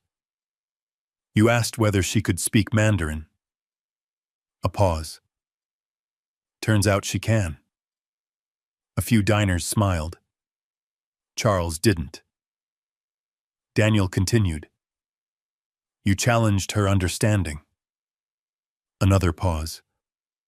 Turns out she understood more than anyone expected. The room grew quieter still. Daniel folded his hands. So no. I'm not removing her. For the first time all evening, Charles found himself completely alone. Not literally, but emotionally. No one was standing behind him anymore. Not Daniel, not Raymond, not the investors, not even Margaret. The realization hit him harder than he expected. Across the room, whispers spread again. People weren't talking about Charles anymore. They were talking about Maya, the waitress, the woman everyone had underestimated, the woman who somehow kept proving people wrong. Meanwhile, outside the restaurant, a black sedan finally pulled away from the curb. Its headlights swept across the wet pavement. The vehicle crossed the street, then stopped directly in front of Lakeshore Terrace. The doorman immediately straightened. Recognition flashed across his face. Inside the sedan, Henry Lawson looked toward the entrance. His driver opened the door. Rain tapped against the umbrella overhead. Henry stepped onto the sidewalk. His worn coat was gone. The old baseball cap was gone. The tired appearance was gone. Now he wore a tailored charcoal suit, polished shoes, a silver watch, quiet confidence. Not the confidence of someone trying to impress people. The confidence of someone who no longer needed to. The doorman's eyes widened. Mr. Lawson? Henry nodded politely. Good evening. The doorman rushed to open the entrance. Inside the restaurant, nobody noticed yet. Everyone remained focused on the conflict unfolding around Charles's table. Everyone except Daniel. The owner happened to glance toward the front doors, and immediately froze. His face drained of color. Charles noticed. What now? Daniel didn't answer. He was staring toward the entrance. So were several staff members. One by one, heads began turning. The room shifted. A ripple moving across 60 people. Conversations stopped. Eyes widened. And then the doors opened. Henry Lawson entered. The reaction was immediate. A woman near the bar gasped. A businessman stood halfway from his chair. Two servers exchanged shocked looks, because almost everyone knew exactly who Henry Lawson was. Hotel magnate, real estate investor, philanthropist, one of the wealthiest men in Illinois. The man rumored to be acquiring multiple hospitality properties throughout Chicago, including perhaps Lakeshore Terrace. Daniel moved immediately. Mr. Lawson. Henry smiled. Daniel. They shook hands. The room watched. Charles stared, confused, then intrigued, then surprised. Because Henry Lawson rarely appeared in public, and certainly not without notice. What is he doing here? Raymond whispered. Nobody knew, not yet. Henry exchanged a few quiet words with Daniel. Then his eyes moved through the room, slowly, patiently, until they landed on Maya. For a brief moment, neither moved. Recognition flashed across her face. Not complete recognition. Confusion first, then memory, then disbelief. The bus stop, the rain, the soup, the scarf, the old man. The room disappeared around her. The realization hit all at once. Henry smiled, a warm smile, the same one he'd given her hours earlier, only now everyone else could see it. Maya stared. You. Henry nodded. Hello, Maya. The entire restaurant seemed to stop breathing. Charles looked between them. What is this? Nobody answered. Not immediately. Because nobody understood. Henry walked forward. calmly. The crowd parted without realizing it. Eventually, he stopped beside Charles's table. Then he looked directly at Maya. "I've been hoping we'd meet again." The words sounded simple, but the emotion behind them wasn't. Maya could barely process what was happening. The soaked stranger from the bus stop, the lonely old man she fed, the man she gave her scarf to, the man she thought she'd never see again, one of the richest people in the city. Charles finally spoke. "You know each other?" Henry turned toward him. "Not exactly." Then he looked back at Maya, though she was kind enough to help me when she believed I was nobody. The sentence changed everything.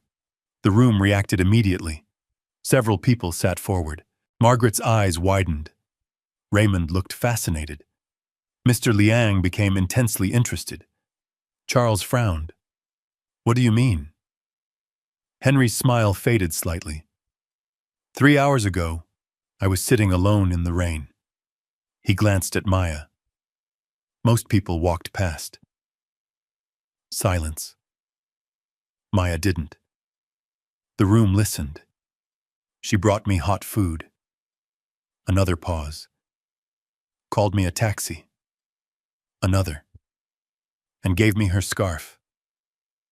Nobody moved. Nobody spoke. The impact spread slowly, because everyone understood what Henry was really saying. Maya hadn't helped him because he was wealthy. She didn't know he was wealthy. She thought he was a stranger, a forgotten old man, someone with nothing to offer her. And she helped him anyway. Mr. Liang slowly smiled. Daniel looked proud. Several diners lowered their eyes, as if examining their own choices. Meanwhile, Charles felt something unfamiliar. Unease. Real unease. Because the narrative of the evening had just changed again. It wasn't about language anymore. It wasn't about contracts anymore. It wasn't even about the bet. Now it was about character. And character was the one contest Charles was losing badly. Henry looked around the room, then spoke clearly enough for everyone to hear. "The most impressive thing Maya Brooks did tonight wasn't speaking Mandarin." The room became silent. Henry's eyes returned to her. It was treating a stranger with dignity when she had absolutely nothing to gain. The words landed harder than applause, harder than compliments, harder than money, because everyone knew they were true. Charles looked trapped, and somewhere deep inside, he realized something terrifying. The waitress he had tried to humiliate wasn't merely winning the room. She was winning respect. The one thing money couldn't buy back once it was lost. And standing beside her now was a billionaire who had witnessed everything. Every insult, every assumption, every mistake. The storm Charles feared was finally arriving, and Henry Lawson hadn't even revealed the biggest surprise yet. For several seconds, nobody spoke. The entire restaurant seemed suspended between two moments. The first was the world Charles Whitmore had walked into earlier that evening. A world where money controlled conversations, where status settled arguments, and where people like Maya Brooks were expected to remain invisible. The second was whatever this had become. Something different. Something Charles no longer understood. Henry Lawson stood beside the table, calm and composed. Rain shimmered beyond the windows behind him. The city lights reflected off the wet pavement outside, turning the streets into rivers of gold and silver. Inside, every eye moved between Henry, Maya, and Charles, waiting. Charles finally cleared his throat. "That's a touching story." The words came out sharper than intended. Nobody reacted. Not even Henry. Charles continued. "I'm glad she helped you." Still nothing. But kindness and professional expertise aren't the same thing. There it was. The last defense. The last place he could retreat. If Maya couldn't be defeated through character, perhaps she could still be defeated through credentials. Henry watched him quietly. Mr. Liang watched him quietly. Even Margaret watched him quietly. Charles suddenly realized nobody was helping him anymore. Nobody was interrupting. Nobody was agreeing. He was standing alone, and that only made him more determined. He reached into his pocket and pulled out his phone. "What are you doing?" Raymond asked. Charles didn't answer immediately. He tapped the screen several times, then looked directly at Maya. "You've impressed everyone." His smile returned. Thin, controlled, dangerous. "You speak Mandarin." He nodded. "You found an issue in a contract." Another nod. "Fine." The room listened carefully. "But one thing still bothers me." Maya met his gaze. "What?"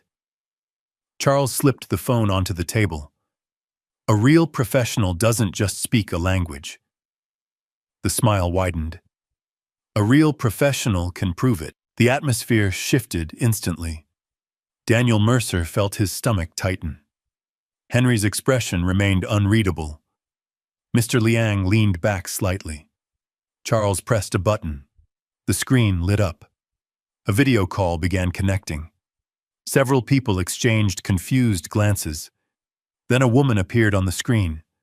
Mid-50s, professional, bookshelves behind her, sharp eyes, confident posture. Charles folded his arms. Dr. Rebecca Hart. The name immediately caught Mr. Liang's attention. One of the investors murmured softly. Even Raymond looked surprised. Dr. Hart was a respected language consultant who worked with international legal firms and medical institutions. She wasn't famous, but inside translation circles, her reputation was enormous. The woman adjusted her glasses. "Charles, thank you for joining us." She smiled politely, then noticed the crowd. "The situation sounds unusual." "Very." Charles glanced at Maya. "I need an independent evaluation." The room understood immediately. A ripple of whispers spread through nearby tables. Maya remained calm, but inside her pulse quickened. This was different. Not because she doubted herself, because suddenly everything had become public. Every sacrifice, every late night, every lesson from Mrs. Chen, every dream she'd put on hold, everything was standing in front of a jury. Dr. Hart listened as Charles briefly explained the evening. The bet, the language, the contract, the investors, the room. When he finished, she raised an eyebrow, then looked directly at Maya through the screen. "Miss Brooks?" "Yes, ma'am." "You understand what he's asking?" "I do." Dr. Hart studied her. For a moment, neither spoke. Then the older woman smiled faintly. "Do you want to do this?" The question surprised everyone, especially Charles. Maya thought about it. For a brief moment, she saw her mother's face. Denise sitting at the kitchen table sorting medication.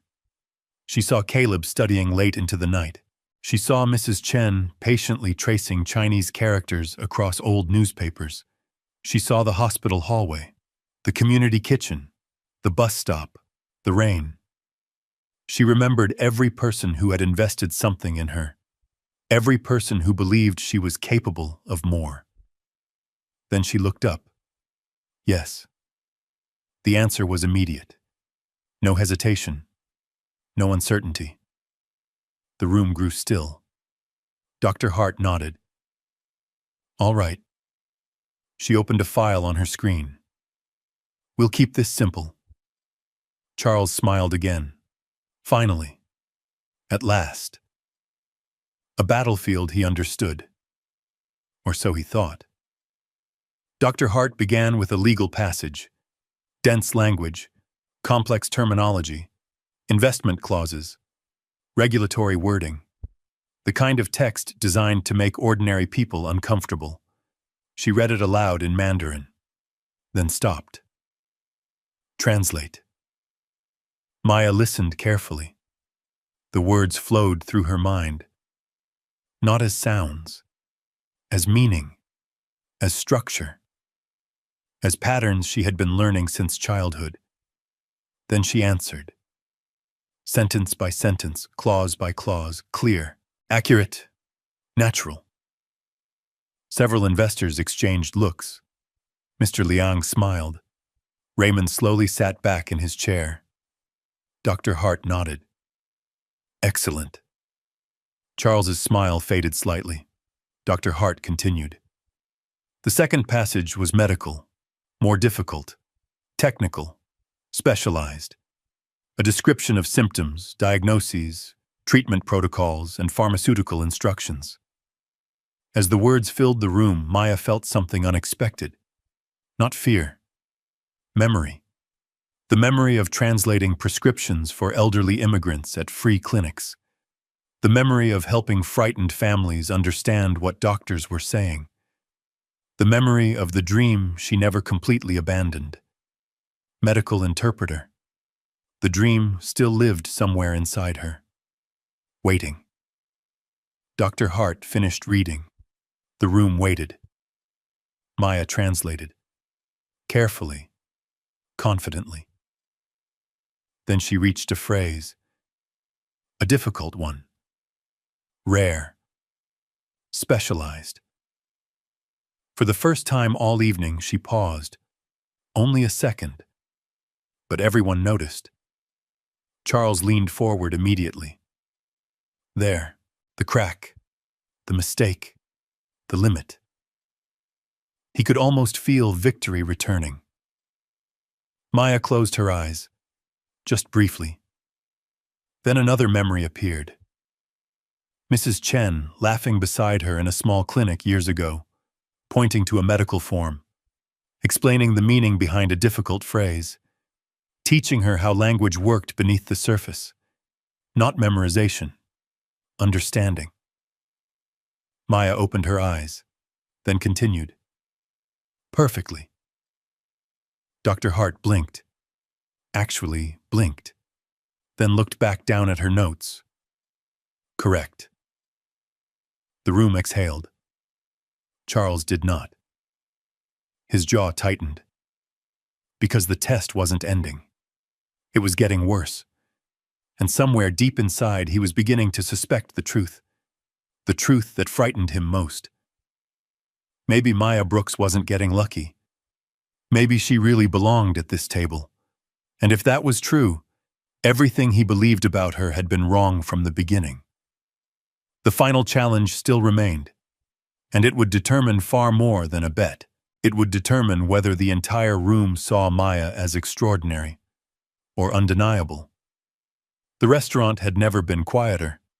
Not during celebrity visits, not during business negotiations, not during marriage proposals or retirement celebrations. Nothing compared to this.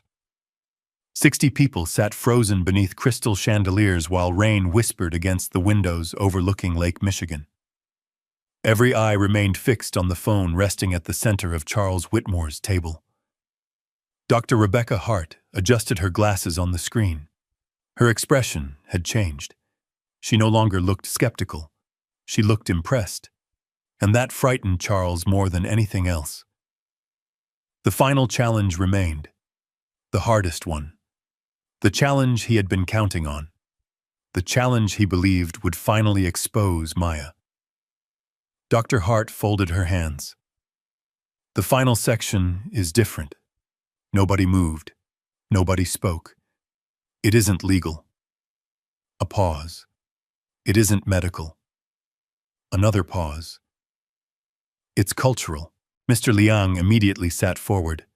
So did his wife. Raymond's attention sharpened. Even Henry Lawson watched more closely. Dr. Hart continued. I'm going to read a passage adapted from classical Chinese literature. The room listened. Not modern Mandarin. She smiled slightly. the kind of text most fluent speakers never encounter. Charles felt hope return. Finally, this was it.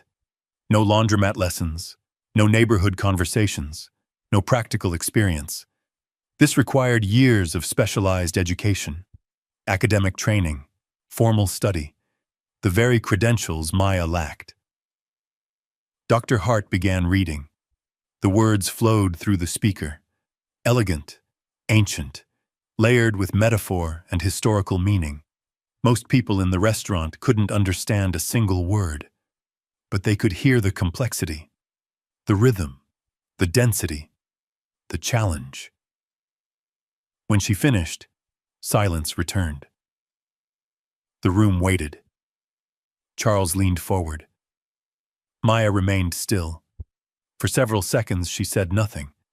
The pause stretched, long enough for Charles's confidence to grow, long enough for him to imagine the evening finally turning back in his favor. Then Maya closed her eyes. Not because she was struggling, because she was listening to the memory beneath the words. Years ago, Mrs. Chen had once told her something. Language wasn't vocabulary. Language was people, culture, history, emotion. The words themselves mattered, but the meaning behind them mattered more.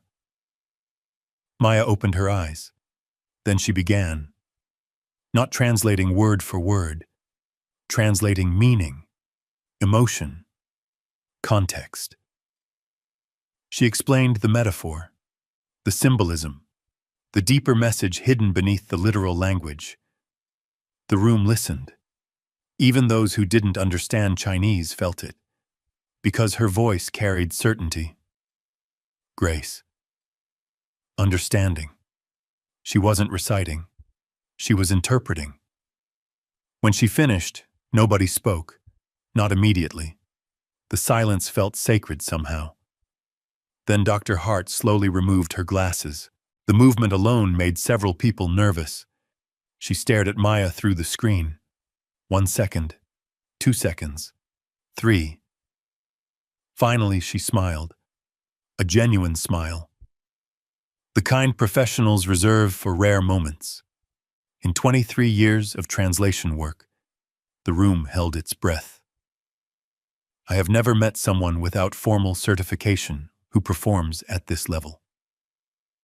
A ripple moved through the restaurant. Charles felt his stomach drop.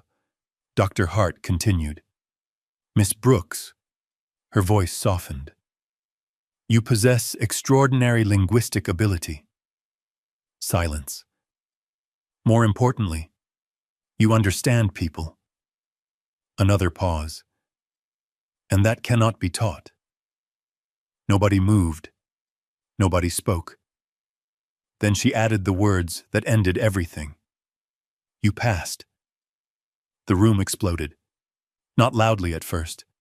A few gasps, a few laughs, a few disbelieving smiles. Then applause. Real applause. Spontaneous, heartfelt. The sound spread from table to table like a wave. People stood, one by one, then dozens. The entire dining room rose to its feet. Charles remained seated, alone. The contrast couldn't have been clearer. Maya stood in the center of it all. A black apron, a tired smile, a life she barely recognized anymore. And then something unexpected happened. Charles reached into his jacket. The applause gradually softened. People watched. He pulled out a checkbook. The room became quiet again. Slowly, deliberately. He uncapped a pen. Nobody interrupted him. Nobody mocked him. Nobody celebrated. Everyone simply watched. The scratching sound of ink against paper seemed unusually loud. Charles finished writing, tore out the check, folded it once, then placed it on the table. $100,000. The amount sat there in black ink. Real. Undeniable. The bet was over. Charles looked up at Maya. His expression was difficult to read. Not anger, not humiliation. Something more complicated. Maybe regret. Maybe realization. Maybe both. Maya walked toward the table. The room watched every step. She picked up the check, looked at it briefly, then folded it carefully. The applause began again. But Maya wasn't finished. Her eyes dropped toward the floor, toward something everyone had forgotten. The $20 bill. Still there. Still lying beside Charles's chair. The same bill that had started everything. The same bill he had tossed toward her. The same bill he expected her to pick up. Slowly, Maya bent down. The room grew silent again. She picked it up, straightened, then placed the bill directly in front of Charles. Her voice was calm, gentle, almost kind. "Keep it." The room froze. Maya smiled slightly. "You might need it more than I do." For 1 second, nobody reacted. Then laughter erupted. Not cruel laughter. Relieved laughter. The kind that appears after hours of tension. Even Raymond laughed. Even Margaret smiled. Even Mr. Liang shook his head in admiration. Charles stared at the $20 bill, then lowered his eyes. For the first time all evening, he had no response. None. Henry Lawson stepped forward. The room gradually quieted. His presence carried weight, not because he demanded attention, because he rarely needed to. He looked at Maya, then spoke clearly. "Miss Brooks." Maya turned. Henry reached into his pocket, removed a business card, but he didn't hand it over immediately. Instead, he studied her, the same way someone studies an opportunity that feels larger than business. "You know," a faint smile appeared.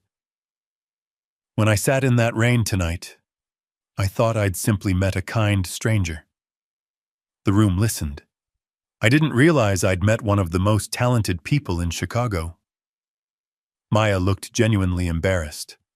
Several guests smiled. Henry continued. "My hotel group is opening a new international hospitality division." Raymond raised an eyebrow. Mr. Liang looked interested. Henry's eyes remained on Maya.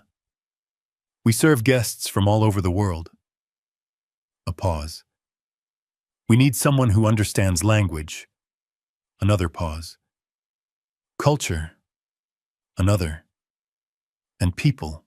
The room understood where this was going. Several guests leaned forward. Henry held out the card. "I'd like to offer you a position." The restaurant went completely silent. Again. Maya stared, not comprehending. Henry smiled. Director of International Guest Relations. The title alone sounded unreal, but he wasn't finished. "We'll also cover your education." Maya blinked. "What?" Henry nodded. "The interpreter program." Her breath caught. The dream. The dream she buried years ago. The dream she thought was gone. The dream she sacrificed for hospital bills and rent payments. Henry continued. Full scholarship. No one moved. No one spoke. Even Charles looked stunned. Maya felt tears threatening. She fought them back, not because she was ashamed, because she couldn't believe this was happening. Before she could answer, another voice entered. "Mr. Liang." The investor stood, calmly, respectfully. Then he looked at Henry, then at Maya, then at the room. "My company has one condition." Everyone listened. "If we move forward with this project..." A pause. "Miss Brooks joins the advisory team." The room erupted again. Applause, cheers, disbelief. The impossible kept becoming reality. Maya stood frozen. $100,000 in one hand, Henry's card in the other. A future she never imagined unfolding in front of her. But one final decision remained, and what she chose to do next would reveal exactly why she had become the most respected person in the room. Not because of language, not because of intelligence, because of her heart. For a few seconds, Maya Brooks couldn't speak. The applause faded into a soft murmur around her. The restaurant lights reflected against crystal glasses and polished silverware. Outside, the rain had finally begun to ease. Chicago shimmered beyond the windows like a city washed clean. Inside Lakeshore Terrace, an entirely different kind of storm had ended. Maya stood holding a $100,000 check in one hand and Henry Lawson's business card in the other. Only hours earlier, she had been another waitress working a double shift. Another woman trying to stretch every dollar. Another daughter worrying about medical bills. Another sister wondering how to help her family survive one more month. Now everyone in the room was looking at her, waiting. Henry watched patiently. Mr. Liang watched patiently. Even Charles Whitmore watched. The irony wasn't lost on anyone. The man who had spent the evening demanding proof was now waiting for Maya's answer. She looked down at the check. $100,000. More money than she had ever seen in one place. More money than she had imagined holding in her hands. For a brief moment, she thought about the endless stack of medical bills sitting on her mother's kitchen table. The dialysis appointments, the prescriptions, the overdue notices hidden beneath piles of paperwork. She thought about Caleb. Working nights while attending classes. Pretending everything was fine. Pretending he wasn't exhausted. Pretending he wasn't worried. She thought about all the children she'd met at the community kitchen. Kids translating documents for their parents.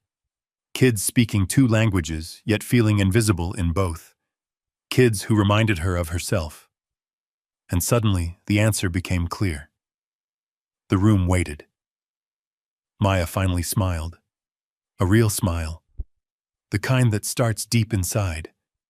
She looked at Henry first. Thank you. Her voice trembled slightly. Not from fear. From gratitude. Henry nodded. Then she looked toward Mr. Liang. And thank you. The investor smiled warmly. Then Maya looked around the room. At Daniel. At the servers.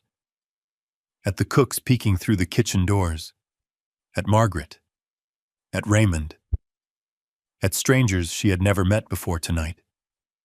People who had witnessed her worst moment. And her best, she took a slow breath. I'm going to use half of this money to help my mother. The room immediately applauded. Several guests nodded. Others smiled. Maya continued. And the other half, she paused. I'm going to use it for people like me. The room quieted. Curious, interested, hopeful.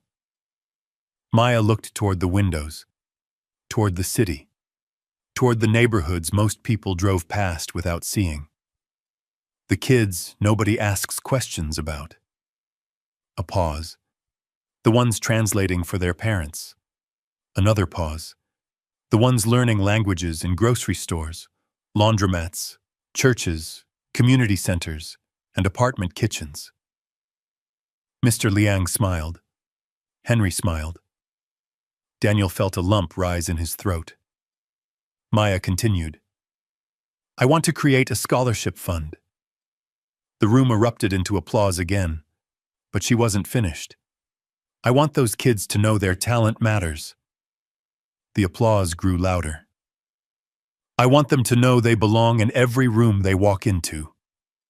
A standing ovation began again, this time stronger than before, more emotional, because everyone understood. This wasn't about money anymore. It was about possibility. Henry Lawson stepped forward. The applause slowly faded. He looked at Maya, then smiled. Then I'd like to make the first contribution. The room gasped. Maya blinked. What? Henry laughed softly. You heard me. A pause. I'll match the amount. The room exploded. Several people stood immediately. Daniel Mercer laughed in disbelief. Raymond shook his head. Mr. Liang smiled wider. Then the investor spoke. So will I. Another wave of applause. The room had become electric, hopeful, alive. Margaret surprised everyone next. She stepped forward quietly, looked at Maya, then handed her a small card. My family's foundation supports educational programs. Maya stared. Margaret smiled sadly. I'd like to help. The gesture wasn't large, but it meant something. Because sometimes the most important acts aren't dramatic. They're personal. Across the room, Raymond Cross stood, then walked toward Maya. For years, he had helped build Charles Whitmore's empire. Tonight, he felt like he had learned more from a waitress than from 100 board meetings. He handed her his card. If you ever need advice, a pause, call me. Maya accepted it. More cards followed. A nonprofit director, a language school owner, an attorney, a hospital administrator, one after another. Opportunities appeared where none had existed before. By the end, a small stack rested beside her. The room had transformed from an audience into a community, and standing alone near the edge of it all was Charles Whitmore. Nobody hated him, nobody mocked him. That somehow made the moment harder. Charles stared at the $20 bill still resting on the table. The bill looked smaller now, almost ridiculous, a symbol of everything he had gotten wrong. For a long time he said nothing. Then finally he walked toward Maya. The room fell quiet. Everyone watched. Charles stopped in front of her. The silence stretched. Then he spoke. I underestimated you. No excuses, no explanations, no defense, just the truth. Maya listened. Charles glanced around the room, then back at her. That's going to cost me more than $100,000. A faint smile touched Maya's face. Charles nodded once, then stepped back. The moment wasn't dramatic. It didn't need to be. Sometimes growth looks quiet. Sometimes accountability sounds simple. And sometimes the biggest victory is hearing the truth spoken aloud. A few minutes later, the evening finally began winding down. Guests returned to conversations. The musicians resumed playing. Servers cleared tables. The city continued moving beyond the windows. Life went on. But not quite the same way. Before leaving, Henry stopped beside Maya one last time. You know something? She smiled. What? The best investment I made tonight wasn't a business deal. Maya laughed softly. Henry nodded toward her. It was noticing you. For a second, emotion filled her eyes again. This time she didn't hide it. Because some moments deserve honesty. Months later, Chicago entered autumn. The trees along the lake turned gold, the air became crisp, and Maya Brooks walked through the doors of a medical interpreter program she once believed she'd never afford. Her tuition was covered, her future finally open. Denise's treatments continued, without the constant fear of unpaid bills. Caleb returned to school full-time, without working exhausting overnight shifts. The scholarship fund launched 6 months later, officially named the Chen Brooks Language Fund, in honor of 2 women who had shaped Maya's life, her mother and Mrs. Chen. The first year, 12 students received scholarships, children from immigrant families, children from neighborhoods often overlooked, children carrying gifts nobody had noticed yet. Henry Lawson became a mentor to the program. Mr. Liang helped connect students with international opportunities. The fund grew. year after year. Meanwhile, inside Lakeshore Terrace, Daniel Mercer placed a framed photograph behind the bar. The image showed Maya standing in her black apron on the night everything changed, the gold lights of the restaurant glowing around her. The photograph carried a small brass plaque beneath it. 4 simple words. Talent doesn't wait to be invited. Employees read it every day. Guests asked about it. The story spread, not because of the money, not because of the bet, not because a millionaire lost, because kindness won. Years later, people would forget the exact amount of the check. They would forget the details of the contract. They would forget what was served for dinner that night. But they would remember Maya Brooks, the waitress who refused to let someone else define her value, the daughter who carried her family through hardship, the woman who turned a moment of humiliation into an opportunity for others, and perhaps most importantly, the person who stopped for a stranger in the rain when she believed he had nothing to offer her. Because that was the real beginning of the story. Not the bet, not the applause, not the job offer. The beginning was kindness, a bowl of hot soup, a borrowed scarf, a few minutes of compassion. Proof that sometimes the smallest decisions create the largest futures. The world is full of people carrying extraordinary gifts. Most never get asked about them. Most never get the chance to show them. But every now and then someone takes the time to look closer. And when that happens, lives change, including their own. If this story touched your heart, leave a comment and share the talent nobody knows you carry. Because somewhere out there, another Maya Brooks may be waiting for someone to finally see her. And before you go, I want to ask you something simple. Do you believe kindness still matters in today's world? If your answer is yes, type the number 1 in the comments. Just a single one. I read every comment, and I'd love to see how many people still believe that one act of kindness can change a life. And if you've ever been underestimated, overlooked, or judged before someone knew your story, type the number 7. Let's show each other we're not alone.